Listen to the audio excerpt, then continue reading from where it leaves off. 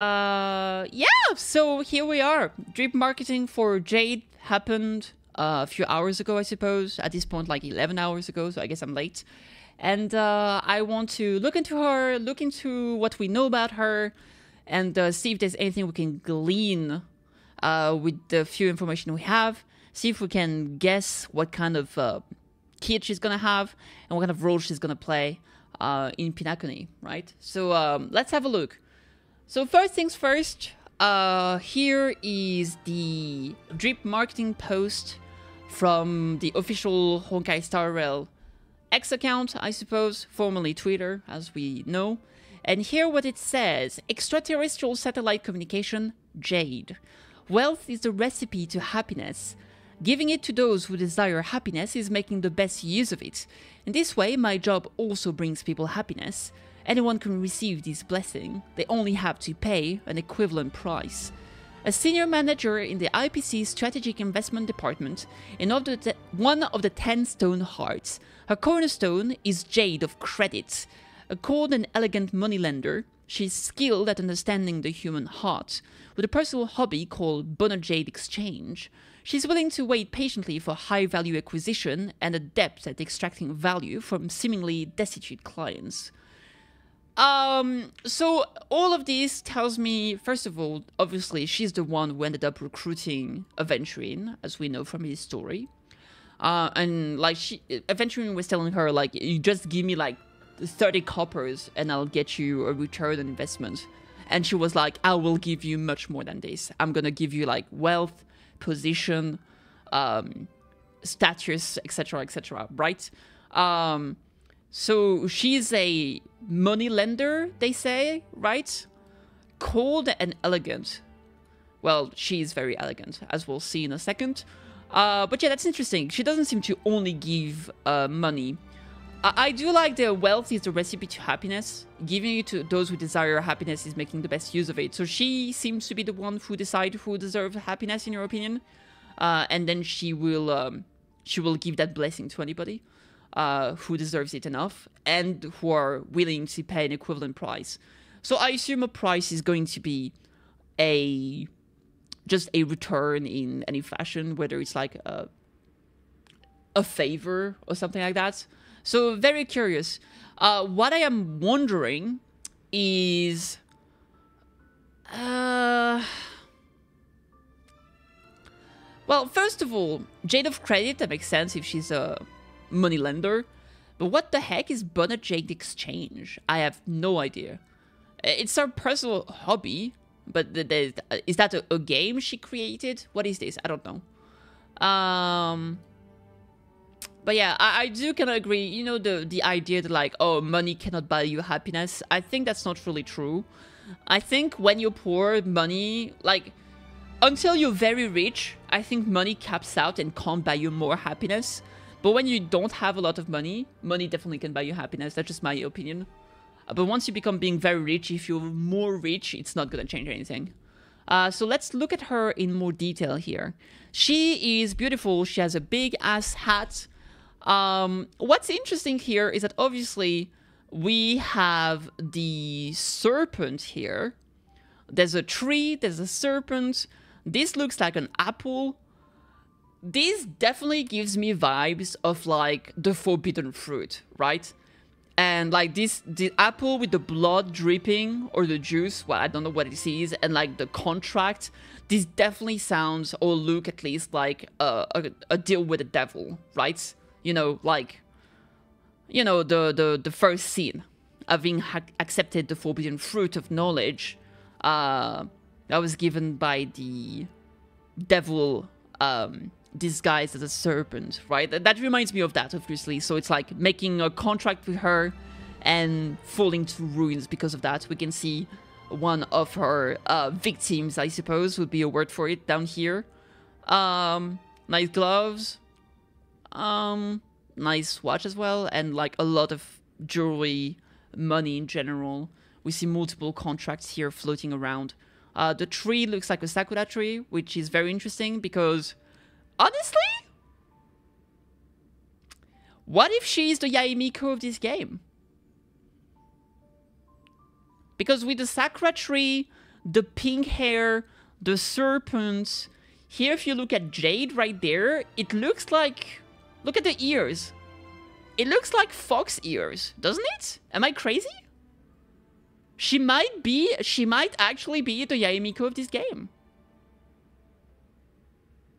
I think at the very least there's potential for discussion here. Definitely with the Sakura tree in the back.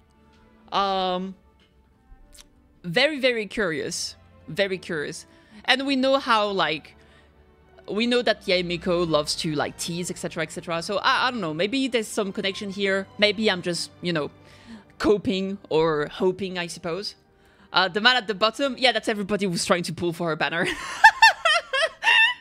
That's me when I lose the 50-50. Erg. No! So, there's a few things I want to look at. First of all, she's Quantum. Which, to be honest, I didn't know what I was expecting, but Quantum never really crossed my mind. Quantum Erudition. I don't even know what to think. Because initially... I mean, it's kind of crazy because now that I think about it, it makes perfect sense. But before, I just had no idea as to what she could be. I was thinking about it like yesterday, and I was like, okay, maybe we get Firefly and Jade, right? But like, what is Jade gonna be? And I was just like, I was literally having no idea. Because I was like, okay, so she's from, you know, Stoneheart, so Kleepoth. I was like, is she gonna be a support? I was like, no, I feel like we're having a lot of support lately. Maybe not a support. And I was like, I was drawing a blank. I was like, she's not gonna be, she could be a healer, I suppose. But I think Erudition with the idea of like, you know, contracts, etc. kind of makes sense. Quantum is very cool. And yeah, I mean, I'm down. I mean, it's always kind of hard to like think of a damage type. But yeah, her outfit has a lot of blue, purple, black, so it makes sense for Quantum, definitely. But I just really was not able to put anything on her at all, so I'm very surprised, in a good way. So obviously, Quantum Erudition, very similar to Xingque, QQ as they call her. I don't think she's gonna be like literally a QQ 5-star. I don't think she's gonna go with that gambling aspect to her, especially now that we just got Aventurine. I don't think they're gonna double down and also have her do like some return to investment and gambling thing. I think they're gonna be more on the return to investment than the gambling aspect. So maybe I could see her having abilities like she places a mark on someone, and depending on what's happening, they will like get more damage, like a return. So is it gonna be something like maybe she can place a mark on an enemy, and like if the enemy takes enough damage, it explodes and deals like a shit ton of enemies. So it's like, okay, so you bet that this target is gonna take like 50% of their HPS damage, and so if you burst it down, it's gonna do a huge AoE. Maybe something like that. I literally have no idea. So like, because I could see her being a dot user, but we don't have dots in Quantum units. So the alternative for a kind of dot would be like a mark on an enemy that could explode, right? So maybe something like that. I'm not too sure, but that's what the money lender aspect of her kind of gives me that kind of vibe. So maybe an idea of like something stacking on the enemies, or a mark, or yeah, I don't know, because like Erudition, they don't really have supportive ability, or not really, they just like massive AoE damage, right? Okay, so the second thing I want to look at, obviously, is what we know from her in the game, and try to figure out what she's gonna be doing. So, wealth is a recipe to happiness, this is what we just saw. Jade is an upcoming playable character, blah blah blah. A senior manager in the IPC Strategic Investment Department, and one of the 10 Stone Heart. A cornerstone is Jade of Credit. So what we know about the 10 Stone Heart, obviously there's 10 of them, they're all working under Diamond, I don't remember his exact name, but it's based on diamonds.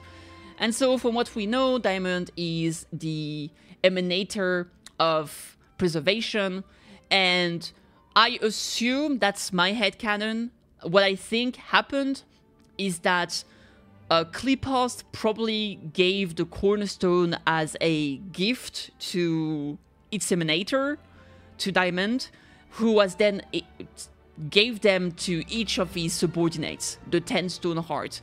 And from what we know from the main story and what Aventurine said, or Dr. Ratio, I don't remember exactly which one, I think it was Dr. Ratio that said that actually, is that the members of the Stone Hearts grave their own will on their cornerstone, and the cornerstone are more valuable than their own life. Which is very interesting because we now know that Jade and Topaz have incredible amount of trust into Aventurine, and I think you could say the same about Dr. Ratio. Because Dr. Ratio took the risk, all the risk of Aventurine's plan, and Jade and Topaz actually gave their cornerstone to Aventurine for his plan. And that's insane if you consider that their cornerstone are more important than their lives, right? Okay, so that's my first thought on it when it comes to a relationship with the others. So this is the overview, not a lot to see here, obviously, because we don't know anything about what she has. But let's check out the lore tab. Not much is known currently about Jade, besides being one of the 10 Stone Hearts. She appears to work regularly with fellow Stone Hearts, Topaz and Aventurine, the latter having been recruited into the Interstellar Police Corporation by her. We saw that in the flashback cinematic, or moments, I would say, of Aventurine. As a member of the 10 Stone Heart, Jade has been given a cornerstone, an extension of Diamond's power. Recently, Jade gave her cornerstone to Aventurine for his use in Pinaconi, and that's pretty much all that we know about it. There's some mention here and there, but like I don't want to dive too much into that. So basically, what do we know? Nothing. What I'm gonna say is that I think, to me, what role is she gonna play in Pinaconi? So, something that is very interesting. Do you remember that part with Aventurine? Aventurine boss cinematic. There's a moment here during the cutscene.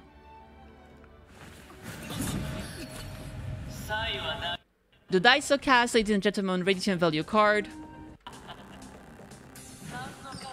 No value at all. I'm taking the gamble.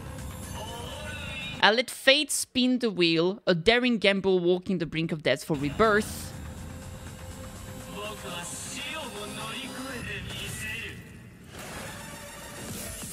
All for the Ember Lord.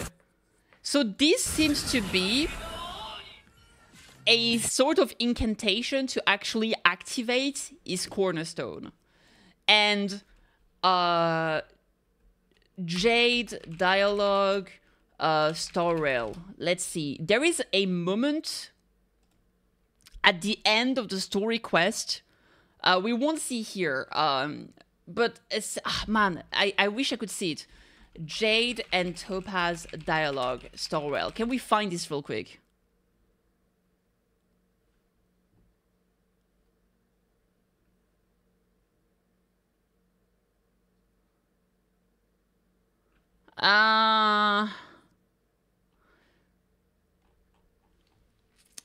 It's too bad. I really want to see it. Maybe we can see that, what's it called? 2.1 Star Rail, end of story, dialogue. You mean the one where she said something like, come and serve, drink wine? Yes, exactly. Is it after that? It might be at the end of this. Like corridors and halls, traps everywhere. Man, it's too bad it's not here. But essentially, she talks to Topaz, and she says her entire incantation, and at the end, she goes, all for the Ember Lord. And I think this is actually like a whole conversation they have. It's a whole dialogue. It's a whole incantation to actually summon or to activate their stone. I think that's why he said all of that before like transforming into the boss form. And I think she's also activating a stone, her stone, that's already in Pinaconi. So is she able to activate it from a long distance? As she arrives in Pinaconi, there's a lot of things here, in my opinion, that's very interesting. The other thing I think is incredibly interesting is that we know that the IPC wants to get their prison back, right? Because Pinakoni used to be a prison in which prisoners were used to extract essentially memories from the Sea of Dreams. So the question is, now that the Venturing did his entire gamble, etc., and might be considered dead, this could be a huge point of entry for the IPC to be like, what you're doing is messed up to the family, right? So now we're taking over. We are taking over because of you, a Venturing might be dead. He disappeared. What the heck is going on? You have no control over what's happening. So I am here to take over by force if necessary. I think this is what Jade is going to be doing here. And this is going to be insane, in my opinion. So I cannot wait for that, especially now that we know that Sunday is out of the picture, Robin is out of the picture, Venturing is out of the picture, Jade and Topaz are here and ready to be active. This is gonna be insane.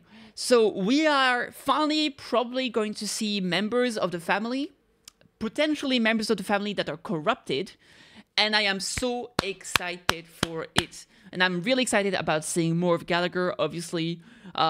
He seems, from what Sunday said, he might be a member or a follower of, what's his name? Mythos, right? So I'm very excited about this. And as I said before, Jade, I think she looks fantastic. I really want her. This is gonna be tough. A lot of very cool looking characters here. But yeah, Quantum Erudition, apart from the idea of maybe the things stacking and like exploding and stuff, I don't really have any idea as to what she could do. I would need to see more of her in game to maybe inform myself. Yeah, very, very cool looking gal. She looks great. Cannot wait. All right. Well, I hope you like this video. Don't hesitate to subscribe, like, and comment what you think she's going to be doing. And if you're going to be saving for her or not. And I'll see you next time. Bye!